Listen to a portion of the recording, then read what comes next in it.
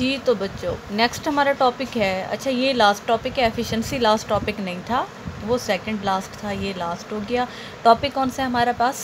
Power. और power can be defined as rate of doing work. किसी जिस्म के काम करने की शरह को हम बोलते हैं कि पावर।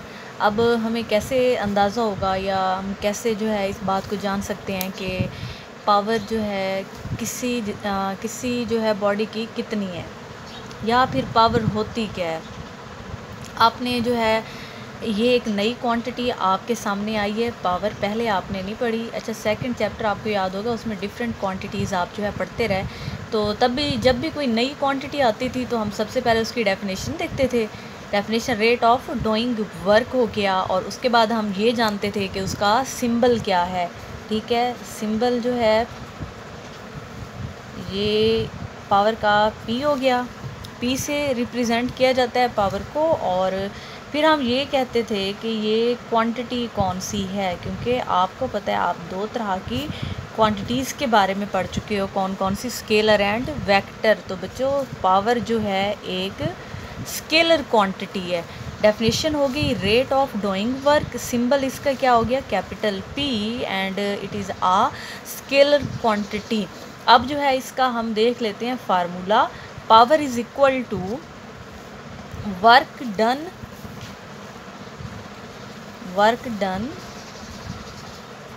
पर यूनिट टाइम या टाइम टेकन। फिर हम इसको जो है डिस्कस करेंगे, ज़रा डिटेल में देखेंगे कि पावर होती क्या है, लेकिन अभी आप जान लो डेफिनेशन हो गई, सिंबल हो गया, और ये कौन सी क्वांटिटी है, स्केलर, और इसका फार्मूला क्या है, power is equal to work done divided by time taken. और पावर इज इक्वल टू, आपको पता है वर्क को रिप्रेजेंट किया जाता है कैपिटल W से, तो यहाँ पे लिख दिया, और टाइम का आपको पता है ये स्मॉल t से रिप्रेजेंट किया जाता है। अब आप कह रहे होंगे कि अगर हमने फार्मूला लिख लिया पावर का, तो अब हमें इसका यूनिट देखने की ज़रूरत है कि इसका यूनिट क्या है। और यूनिट हम कहाँ से निकालते थे, आपको याद होगा, यूनिट हम उसके फार्मूले से निकालते थे। वर्क का जो यूनिट होता है वो जाउल होता है। क्या होता है? जाउल।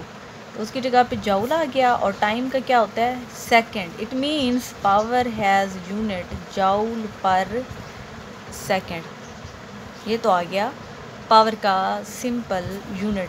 अच्छा ये पावर का यूनिट जाउल पर सेकंड एक्चुअली इक्वल होता है 1 वाट के।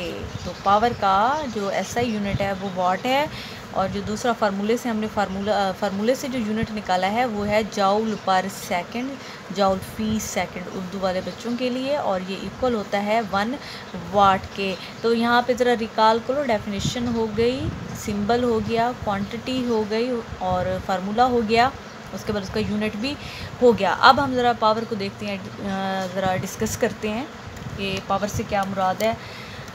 चलिए बुक खोल के रखनी है, इस दौरान आपने एग्जांपल लेनी है 2 आदमियों की, वो जो है उनके ज़िम्मे कोई काम लगा है, ठीक है, उन्होंने ये काम कंप्लीट करना है। एक आदमी जो है वो काम जो है बहुत जल्दी कर लेता है, 1 घंटे में कर लेता है, और दूसरा आदमी जो है वो काम करने में 5 घंटे लगा देता है। देखें फ़र्क, देखें काम दोनों का बराबर था, एक ने 1 घंटे में कर लिया और दूसरा कितने टाइम में कर रहा है, 5 घंटों में कर रहा है। हालांकि दोनों की जो वर्क जो दिया गया था वो क्या था, इक्वल था, लेकिन उनकी पावर डिफरेंट थी, उनके काम करने की जो शरह थी वो डिफरेंट थी। एक ने दूसरे के मुकाबले में जल्दी कर दिया, तो इसको बोलते हैं रेट ऑफ डूइंग वर्क, कि किसी बॉडी का काम करने का रेट कितना है, शरह कितनी है, ये उसकी पावर कहलाती है। और हर बॉडी की जो पावर होती है वो डिफरेंट होती है। ठीक है, उम्मीद है आपको ये चीज़ समझ आई होगी कि पावर हर बॉडी की डिफरेंट होती है।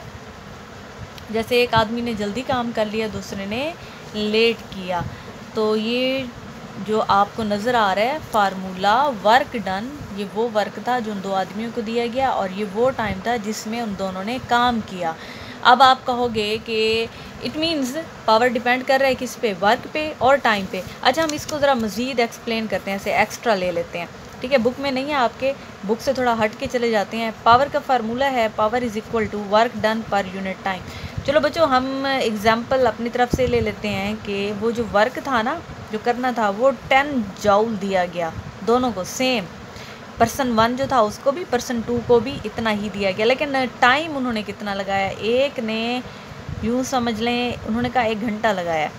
बच्चों यहाँ पे हम घंटा नहीं लेंगे, हम एक और एग्जांपल ले रहे हैं, क्योंकि सिंप्लीफिकेशन जब करते हैं ना किसी न्यूमेरिकल के लिए तो ऐसा यूनिट्स में जाते हैं, यूनिट सेम होने चाहिए। ये जूल है तो यहाँ पे हम सेकंड लेंगे, और मैं यहाँ पे ले रही हूँ 5 सेकंड। एक ने 10 जूल वर्क करने में कितना टाइम लगा दिया, 5 सेकंड्स लगा दिए। और दूसरा जो पर्सन, ये पर्सन 1 है और ये पर्सन 2 है, आपने ये कंपैरिजन करना है, और फार्मूला हमारे पास ही है। और यहाँ भी वर्क कितना है, 10 जूल ही है, और यहाँ पे टाइम वो आदमी ले रहा है कोई 10 सेकंड्स। इसने 5 सेकंड में कर लिया, इसने 10 सेकंड में कर लिया। अब लगाते हैं फार्मूला इसके लिए। Power is equal to, work की वैल्यू 10 है और टाइम कितना है 5 है, तो बच्चों यहाँ पे क्या आंसर आना चाहिए, 2 वाट। पावर की वैल्यू क्या आई, 2 वाट आई। और यहाँ पे क्या आएगी, यहाँ पे देखें ज़रा, power is equal to, work जो है हमारे पास 10 है और टाइम कितना है वो भी 10, तो पावर तो आ गई 1 वाट। किसकी पावर ज़्यादा है, पर्सन 1 की 2 वाट, और पर्सन 1 की कितनी है पर्सन 1 की 2 वाट और पर्सन 2 की कितनी है 1 वाट। ये तो मैंने अपनी मर्ज़ी से ले लिया आपको समझाने के लिए, पावर का कंसेप्ट क्लियर करने के लिए। तो बाकी आप जो है वाट के बारे में जान रहे हैं कि वाट क्या होता है, what is the unit of power, और वाट को डिफ़ाइन करना भी इम्पॉर्टेंट है। तो इसको ज़रा डिफ़ाइन करते हैं, ये होता क्या है। The power of a body is 1 वाट। किसी भी जिस्म की जो पावर होगी वो 1 वाट उस वक्त होगी इफ़ इट डज़ वर्क, अगर ये काम करती है। कितना काम करती है ये, 1 जूल काम करती है, 1 जूल। और कितने टाइम में करती है, 1 सेकंड में करती है। एक बॉडी 1 जूल वर्क अगर 1 सेकंड में कर रही है तो अब हम कह सकते हैं उसकी जो पावर है वो 1 वाट होगी। इसके अलावा पावर जो होती है, इसके यूनिट्स हमने क्या कहा, ऐसा यूनिट वाट है, लेकिन इसके यूनिट्स जो हैं डिफरेंट हो सकते हैं। चलिए यहाँ पे लिख लेते हैं। अच्छा, इसको किलोवाट में भी रिप्रेजेंट किया जा सकता है, और 1 किलोवाट इज़ इक्वल टू 1000 वाट। जो किलो होता है वो 1000 के बराबर होता है, और ये 1 मेगावाट के इक्वल भी हो सकता है। और 1 मेगा आपको पता है ये 10⁻6 वाट के इक्वल होता है। 1 मेगा 10⁻6 के इक्वल होता है। अच्छा, एक और चीज़ होती है 1 हॉर्स पावर। हॉर्स यहाँ पे एच को रिप्रेजेंट कर रहा है, ठीक है, और पी के लिए, सॉरी पावर के लिए मैं पी लिख रही हूँ। तो ये भी एक यूनिट है, और ये इक्वल होता है 746 वाट के। ये आपके एमसीक्यूज़ आ सकते हैं, ये आपने एज एमसीक्यूज़ तैयार करने हैं, बाकी ये लॉन्ग क्वेश्चन आता रहता है।